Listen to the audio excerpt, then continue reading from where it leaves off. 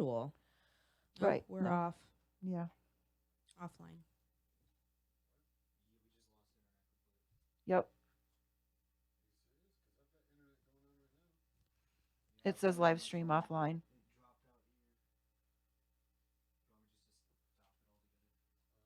Restart. Nope, I lost mine. I lost mine too.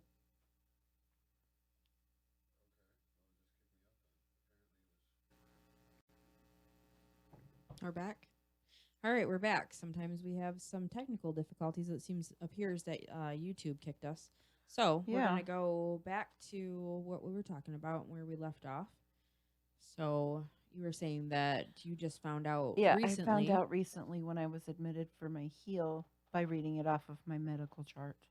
That's just crazy. But a lot of people are not being told or not Right. explained what polycystic ovarian syndrome is. Exactly. Basically, like when I was 13 when I had gotten diagnosed, and that was pretty much the extent of it, other than knowing that I was going to have sporadic and heavy periods.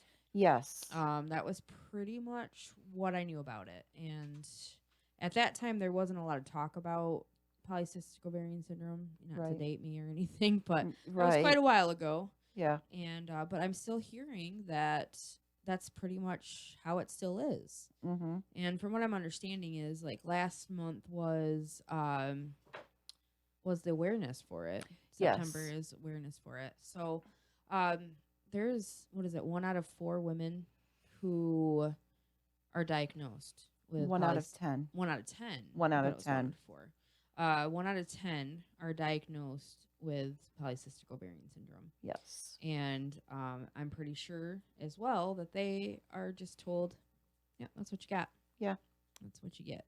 Which is crazy. That's not very cool. It's not good that we're not being told what it goes with. So I don't know about you, but I did. At that time, I didn't have the internet to get on or whatever to research or any of that. Plus, I was a kid. Mm-hmm. I had issues with periods where I would have them for a month at a time. Yeah. And they were heavy. They were horrible. I would miss school. Yeah. Pretty much would be the equivalent of having to wear something like a freaking Depends to school because they were so heavy. Yeah. So embarrassing. And I was going to say, the pain from it was horrible. Like, I mean, very descriptive feeling, like knives cutting in there. It's just horrible pain. Yeah. And to my knowledge, I always felt that it was just women that were overweight that had it. Yeah, and I'm come to find out that that's not the case. That isn't the case. Any woman could have it. And I was going to say, the research I said, it says affects 1 in 10 women. Yeah. But I imagine there are a lot of women who have gone undiagnosed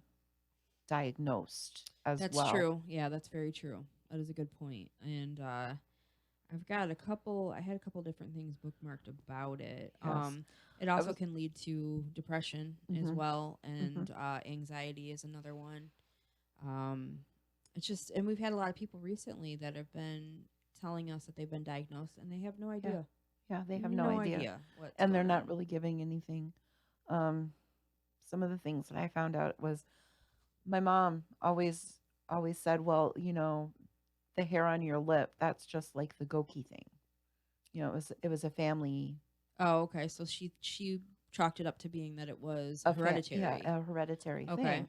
I was going to say, and for some, it might be. Right. But when you I'm rubbing my chin, I have hairs along here that are so thick and coarse that, maybe the mustache is hereditary, but, you What's know, going on there? Growing a goatee is not hereditary.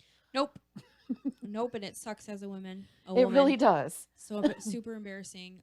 I remember as being younger, I started just shaving it because I was so embarrassed by it. So I always joke, like, if I go in the hospital and I'm unconscious, one of you jerks better shave my beard. And I promise I will. And it's embarrassing as a woman. It's super embarrassing because we're not supposed to have hair on our face. Guys are. No. But the reason because of that is because of the hormone inflection. Yeah. Testosterone. It's very very dominant in women that have PCOS. Yes. There is that happens. Acne. Trouble conceiving or infertility. Yep. Mood changes. Yeah. Oh, for sure. Yeah. For sure. Mm-hmm. And there's also darkening of the skin. You can get that on the back of your neck, so it looks like your neck is dirty, and it's not. I mean, there's all kinds of things. Ovarian cysts, which, when they rupture, horrible pain. Very horrible pain. Mm-hmm. And then let's talk about our favorite. What's that? Hair thinning. Yeah. Male pattern baldness in women. That happens. Yeah, that happens. It really does. Before I even dealt with the whole cancer situation, I was already starting to have thin hair, and that's another thing. And it gets to be very very embarrassing. So basically, it's higher levels of testosterone, which can also lead to low sex drive. Yeah. And and it is metabolic. Yes. So even though you can lessen your symptoms by weight loss, which, like, with me having the bariatric, it lessened it down to like I think a 10% from what I was understanding, and that helps. Yes. But and also I don't have ovaries anymore from the cancer. I had a complete hysterectomy. Yeah. Doesn't matter. I still have it because it's metabolic, and I was like, that's pretty messed up. Like, I don't even have them anymore, so why, but you still do. It's metabolic. So we have two very different guests here with us tonight. Yes, we do. They are part of our street team. Yes. And they deal with it too. Yes, they do. They deal with it too. And we're going to turn over to ask them, to explain a little bit when they were diagnosed, different things that you guys have gone through, and what your doctor said to you, if they said anything at all. Yeah. So we're going to go ahead and turn the mic over to Dawn and Kenna. Dawn and Kenna. Yes. Hello, guys. Welcome. You can shoot, do Rochambeau. Who wants to talk scissors. first? Yeah, who wants to talk first? Someone's got to pony up to the mic.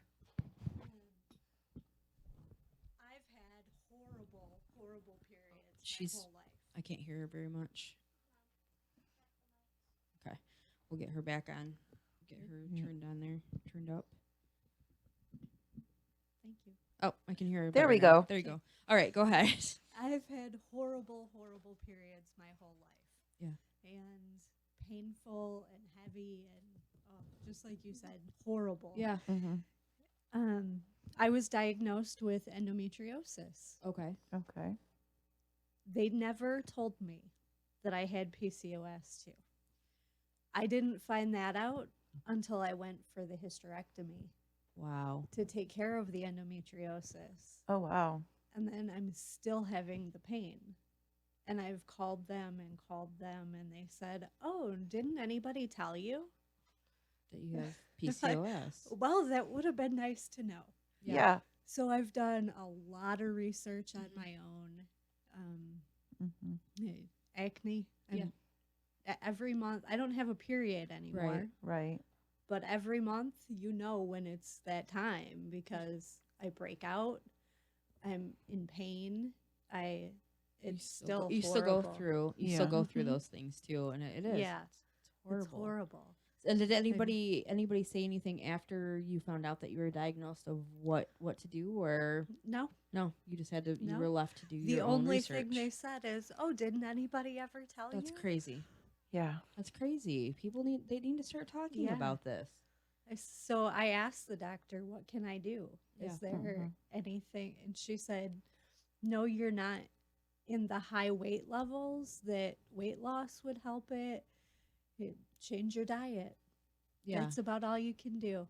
Wow. I was like, "No, there's got to be more." So I've been doing different oils. I've changed my diet a little bit.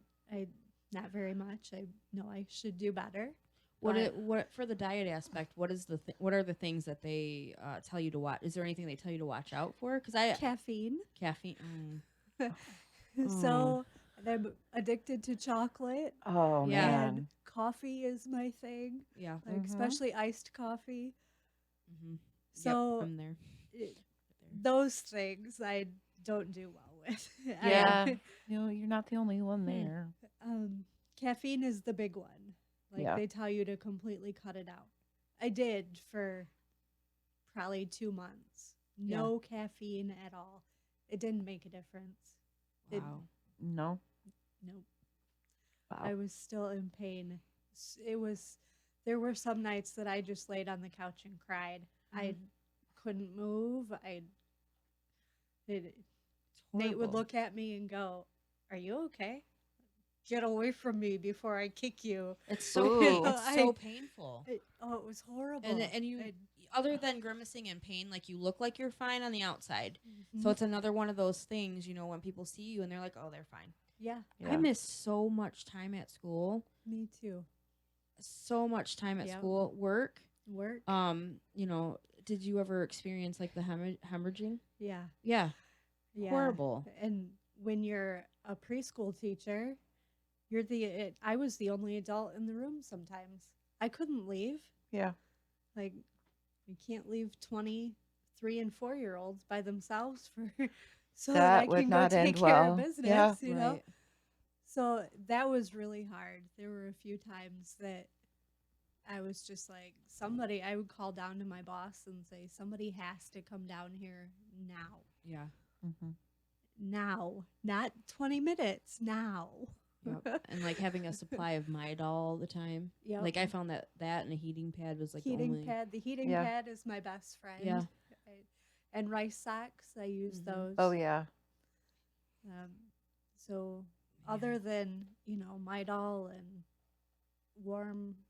the warmth really helps. And, and that's one thing that the doctor told me after my hysterectomy was, don't use warm, use cold. Really? I never heard that part. No, cold makes it hurt worse. Wow. I did. I tried it for a while and it didn't help. It made it worse. Wow. So I'd put the heating pad on and then I'd be able to sit up and watch TV. Wow. That's just crazy. And it's scary because you don't know. And like I said, with missing work, missing school, whatever it is, whenever you have it, and people don't understand that. They're just, they're just taking another day off. And then you get into the depression from it too. Yeah. Or people look at you and go, you need more time off? Come on, you're fine. Suck it up. Yeah. Yeah, you can't suck up this pain. No, you can't. I'm not going to try to be like too super graphic here, but to me it always felt like, and this is very bad, but it always felt like Wolverine, Freddy Krueger, and Edward Scissorhands were freaking having a party. Yep. And it hurt that bad. Like that's the only way that I could describe it because it's so painful like that. Yeah. And then you have to go in, like I don't know if anybody else has experienced this, but you had to go in and get like a DNC because of the lining doesn't go. Right. Or I spent like 7 years of like maybe 3-4 periods. That's it. And to me, that's what I was told was normal for us. Not for my case, it wasn't. So yeah, I went for a long time that I was constantly on a period, always, always bleeding. Yep. And then I would go for 4 or 5 months and not have one, and then it would be 3 or 4 months straight. And then they're like, "Oh, here, take some birth control. That will help." Yeah. And then, like, to somebody that is on the other spectrum when they're gaining weight from the situation, like with me, I just stopped taking birth control because I was gaining weight. I thought that's why I was gaining the weight. Yeah. Well, with PCOS, if you're on the other spectrum of it, my high school years, I gained 100 pounds in my 4 years of high school, just like that, and it was crazy. And I would stop eating. I would do all kinds of different things because I was getting picked on for it at school, and I had no idea why. Like that's crazy. 100 pounds in 4 years of school. Yeah, that is crazy. That's 25 pounds a year. Should they have you try different birth controls? Like I took the pill for a while. I tried the shot. Yeah, no. And then I tried the Mirena. It's horrible. IUD. Yeah, it's horrible. Yeah. So I don't recommend that to anybody. Even for just regular birth control, I don't recommend it. No. It was horrible. I think that made the pain a lot worse. I imagine so, yeah. I can imagine. Yeah, they had me on, I think, was it tricycline one. I think that was the main one that I always had, but I thought that's why I was gaining weight, and I always felt like they'd say that you would get that morning sickness feeling from it, and then I just couldn't handle it. I couldn't take it, and I thought that was one of the main reasons why, because when you're taking a stab in the dark and you feel like that's what's happening, so scary. Like, and then a lot of people are unable to even have kids. You know, there's just so much stuff that goes along with PCOS, and I don't feel that there's enough awareness. There's not enough specialists. If they're around here, I've not heard of any specialist for it, I definitely feel we need them in this world. We do. Yes. It's a scary thing, and no, you can't just, be fine. That's not the how that works. doctors need to talk about it more. Yes. Yeah. I agree. Which is why we're doing this show. Yeah. I mean, because we've been touched by this, you and I have, and then we learned that you both have had it, and more people are reaching out about it, and they're just, what do we do?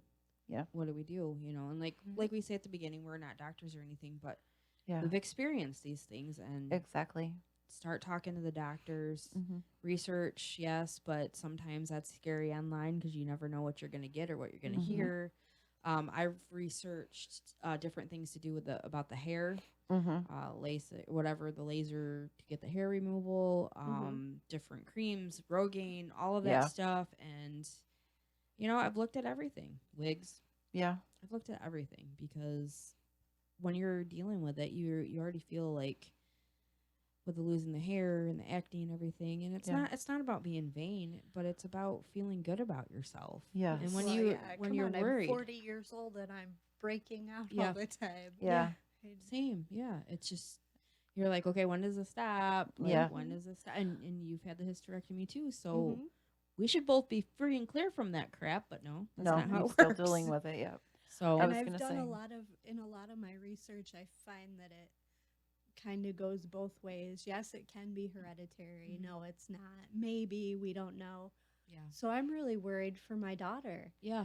You know, I don't want her to go through this. No. I wouldn't want anybody to go through it. It's so horrible. I mean, I got fortunate that I didn't have a problem getting pregnant. Yeah. But a lot of women do. They do. Yeah. It is. It's a definite fact that it can cause that. And, you know, like that with endometriosis too, same thing. Yeah. You know. And having both makes it. I can't imagine. Because you're dealing, isn't endometriosis dealing with cysts as well? Yeah. Oh my gosh. Endometriosis, the cysts are mostly inside the ovaries. Yeah. So thinking, you know, okay, the hysterectomy takes them out. So then that kind of goes away. But then I'm like, oh, great. Why am I still in pain? Yeah. Did this not work? And that's when I found out that it's metabolic and it can stick with you. Yeah. And it's tough because, like you said, with losing weight, you can help to alleviate the symptoms. But when you have no weight to lose, and we'll move over here to Kenna too, you know. Yeah. You know, you both. When you have no weight to lose, like, what do you do? So. Yeah.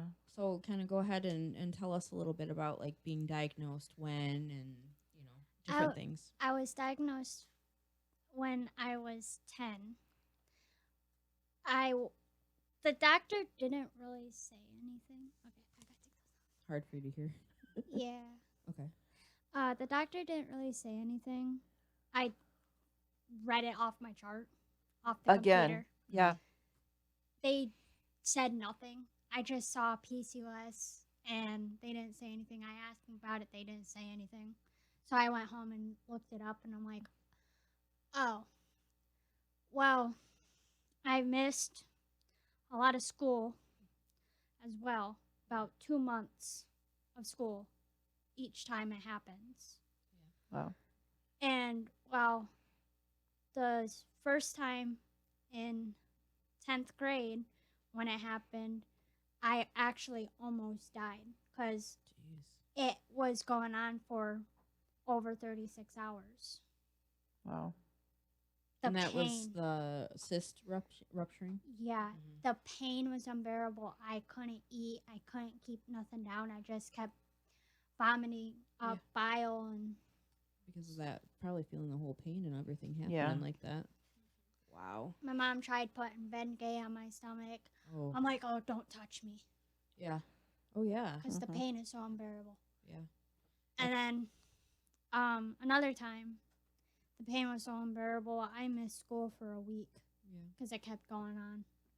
But I could eat, but it was just so unbearable. I couldn't do anything. Yeah, there isn't much. There isn't much, and I remember like doing like Epsom salt baths and different stuff and trying that, and that would kind of alleviate it, but not for long. I took really really hot baths. The thermometer couldn't even check. Oh, yeah. It was above 130 degrees. Yeah.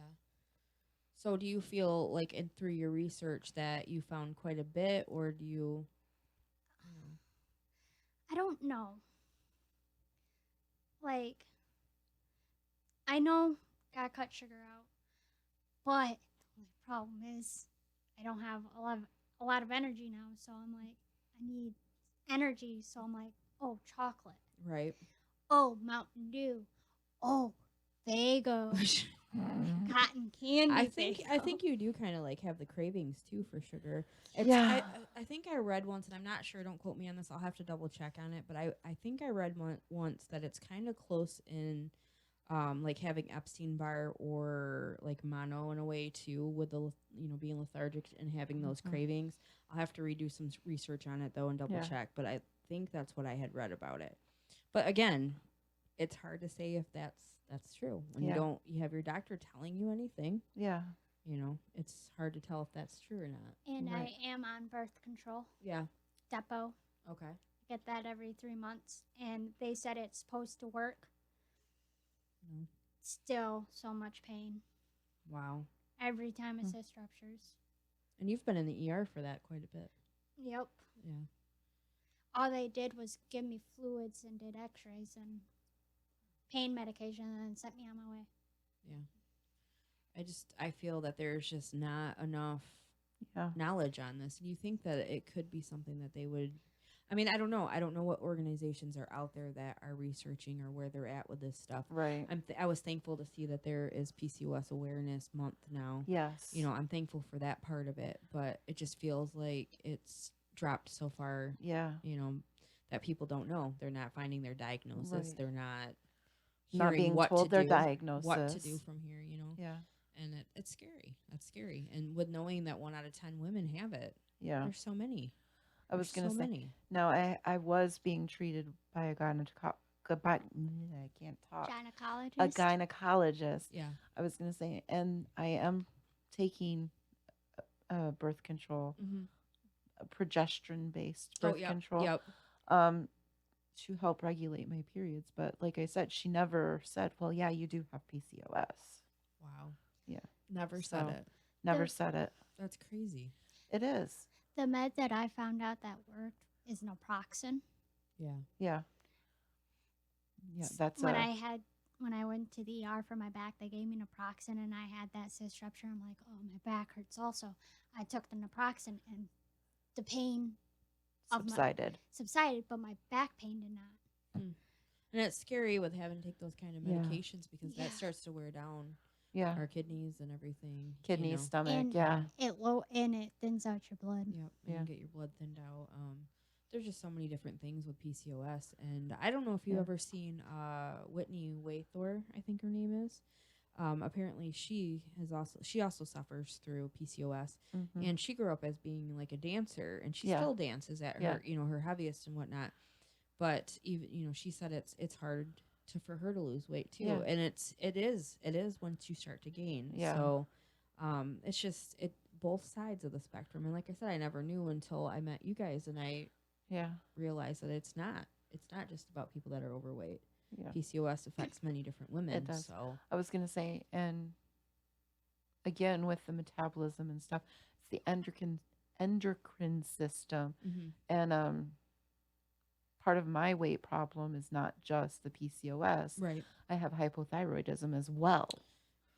So there's different things going on there too. Yeah. But and they told you about that though.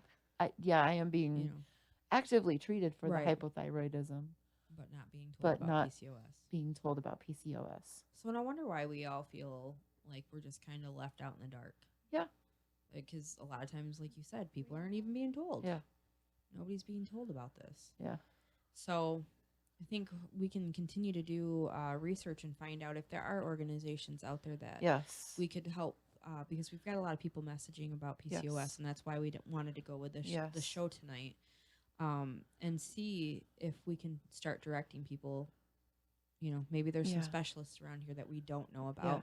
And it's not us trying to go against doctors and talk bad about them, but this needs to be addressed. I was going to say, I also wonder if there's something more homeopathic that you could do to help I'm too. Sure. I'm sure. Well, she was talking about oils. Yes. We love oils. We do.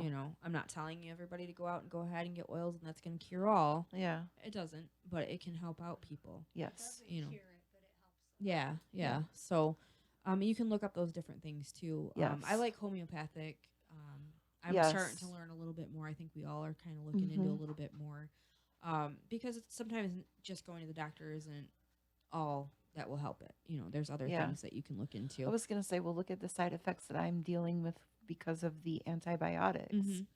I mean, you have an infection in your body. Yeah. And the antibiotics are there to take care of the infection. Yeah.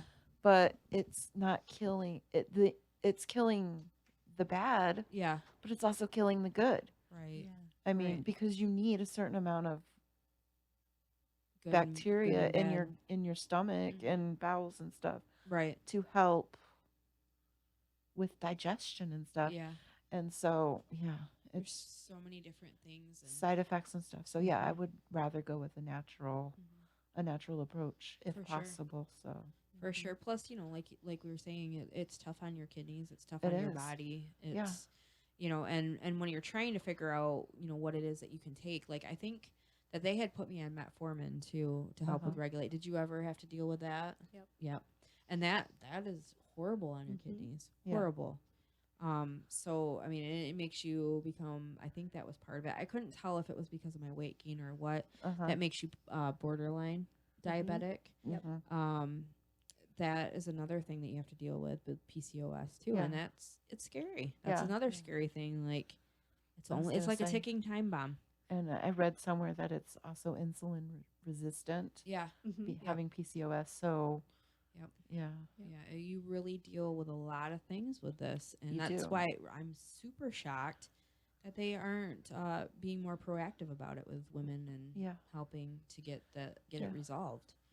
So, I mean, here's to hoping that we'll start finding some more information on it and whatnot, and hopefully everybody that has been asking us and messaging about it finds help, because there was something I think that you had posted on your Facebook wall about some of the research that they're doing. I think it was the research that they're doing so that the infertility isn't as bad. Yeah. I believe so. If that is what's happening, that's incredible, and I hope that they're close, because that's a there are scary a lot thing. of new studies.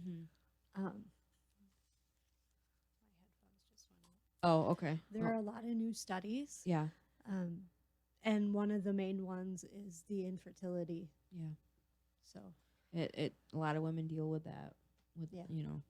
And like I said, I just got lucky and had my kids before. Before it got super bad. Yeah. And if you don't know that you're on borrowed time with it, like, right, you don't know. With me, I did go through the different, with cysts and everything rupturing, but then that's how they ended up finding the uterine cancer too. And I'm not saying I haven't done enough research, so I can't tell you if that was directly the cause, right, related to it. So I can't say that. But I did have to go in, and that's when the ovaries and everything came out, is when they had found that. So I would say, don't just assume that it is cyst on your ovaries. Yeah. I would definitely make sure about getting checked out. Yes. Because I dealt with the not having a period, but like 3 times in 7 years. Could have been related to the PCOS, but also that is another sign of uterine cancer. Yeah. The hemorrhaging I dealt with, I would go and work out, and I had a situation where I was covered in blood, and I thought it was result of PCOS, but thankfully I took myself to the doctor, and that's when they did the DNC, found the thing. Oh, I'm so good at this tonight. The I can't think. Not tumor. I guess tumor. I guess is what you would call it. Nodule. Yeah. Nodule. That's Nodule. what it is.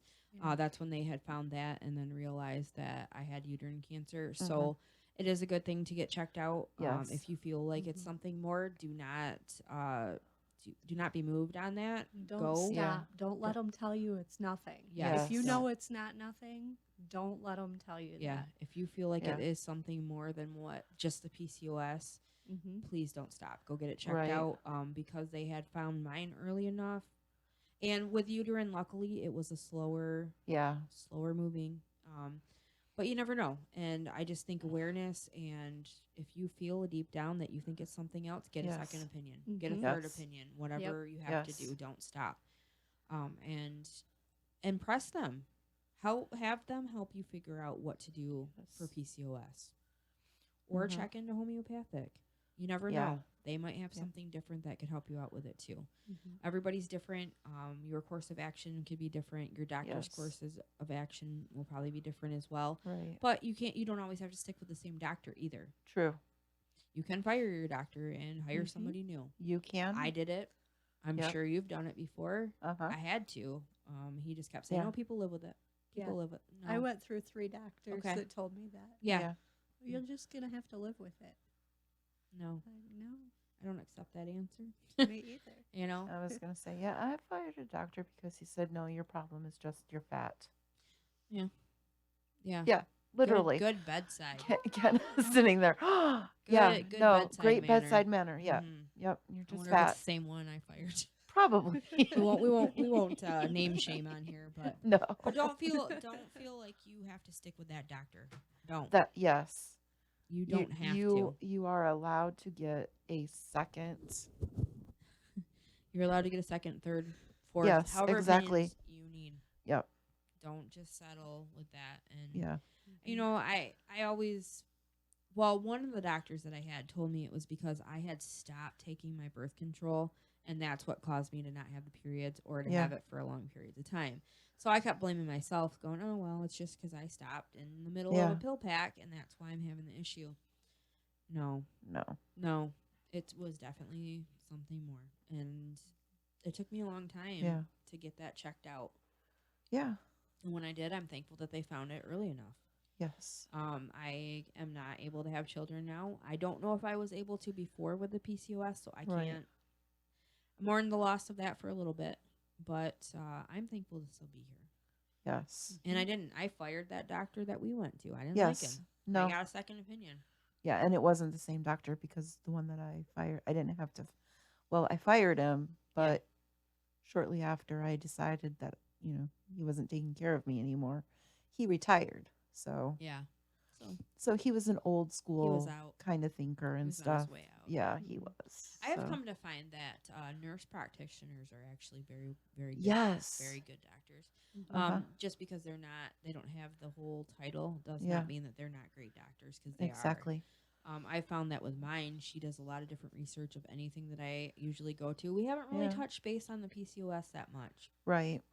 So, we kind of, after the weight loss surgery and everything, kind of started changing that up, because I did leave without having to take the metformin anymore, high blood pressure, and any of that stuff. And nurses by nature, they do spend more time with the patients.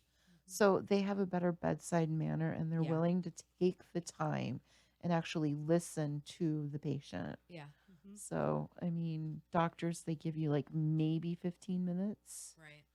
Whereas a nurse, she's the front line. Yeah. Usually. Yeah. So, I mean, it's really about doing the research. Yes. Finding a doctor that's going to listen to you. Yes. And hopefully, by watching this episode, we can all kind of reach out. If you guys find something organization or anything else that you could send to us, Yes. if you know of somewhere that is on the front lines for PCOS, Yep. that we can share with the rest of our listeners, our people, our followers on our page, Yes. we would appreciate that very much. I think that we just kind of need to band together to be able to help get the people in the right direction to find out more about PCOS, find out if there are specialists out there, so that you don't have to suffer with it. Exactly. You know, so is there anything that you guys would like to add before we go ahead and wrap up tonight? Or I really appreciate you guys doing the show on this. I think it's something that everybody needs to talk about more. Mm-hmm. And a lot more research needs to be done. And yeah, it's not something that needs I'm to here stay for silent. Anybody that wants to talk. Reach out. That's awesome. We thank you for joining us too. I know it's not always easy to get on the mic, and we appreciate that. You both being our first time on. You've been in the studio audience. Yes. You know, like I said, you guys are part of the street team, and we love you guys. And you know, banding together because we all deal with this, and I appreciate you guys. We both appreciate you being here. Yep. So, all right. So I guess it's that time. That was a quick show. It really was a quick show. Yes. Super quick. So our next guest we have coming on is Christina Mitchell. Yeah, we're going to have her on. It's going to be a pre-recorded show, so we could work around her schedule, but we are looking forward to putting that out next Sunday. Yes. So we will be back on. Chat won't be open at that time. No. But you are able to go ahead and listen as soon as it goes live. Yes. So. And if you guys know of a thriving survivor that you want to see on the show or want them to tell their story, send us a message. Yeah. Let us meet these people. We'd love to. Yes, we would love to. Because every story is the chance of reaching at least one person and inspiring them and telling them that they aren't alone. Absolutely. I know that I would be in a heck of a fix right now if it wasn't for the people in my tribe. Because I can't do a lot. I can't drive. Right. And so it's frustrating. It's very frustrating. But, you know, there's always somebody who has it worse. Absolutely. So, and we're you know, you want to join the street team, you want to hang out, you're going through something, you don't feel like you are part of anything, or maybe you're transitioning. Yes. Maybe you are moving away from people that you thought were friends, and you're going through some negative stuff, and you need positive in your life, or people that are going for the gold or whatever.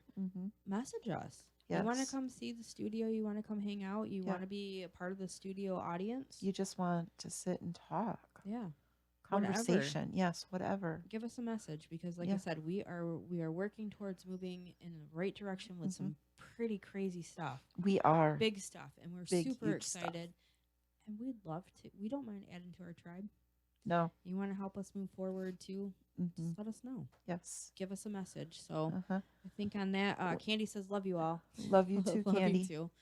And with that, be better, not bitter. And guys, remember that life is best lived